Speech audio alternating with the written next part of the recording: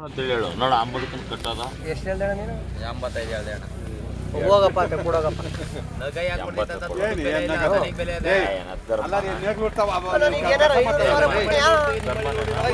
ಕರ್ಮನ ನಾವು ಮಾಡ್ದಂಗೆ ಆಯ್ತಾ ಒಳಗ ಒಂದೇ ಮಾತೆ ಕಟ್ ಹಾಕವ್ರೆ. ನಾನು ನಮಗೆ ಕೇಳಲ್ಲ 18 ಲಕ್ಷ ಕೊಟ್ಟು ದನ ತಗೊಂಡು ತಗೋ ಮೊದಲೇ ಕಡಕಡಕದ ಒಳಗೆ ಒಳಗೆ ಕೆಲಸ ಮಾಡ್ತೇವೆ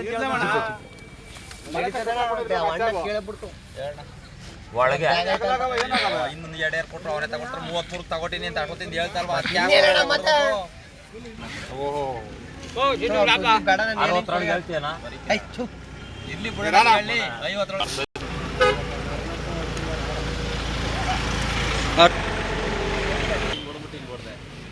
ನಿನಗೆ ಹಿಂಗ್ ಹೊಡೆದ್ಬಿಟ್ಟು ಏನೋ ಜಾಗ ಆಯ್ತಾ ನಿನಗೆ ಅಂದಿದ್ದ ನಾನು.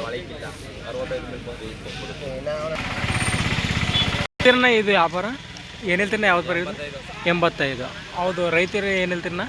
ರೈತ ಎಂತ ಕಡಿರ ರೈತರು ಕೇಳ್ತಾರೆ 65ಕ್ಕೆ 65ಕೇನಾ? ಫೈನಲ್ ಏನು ಕೊಡ್ತೀರಣ್ಣ? ಫೈನಲ್ ರೇಟ್ ಏನು ಕೊಡ್ತೀರ?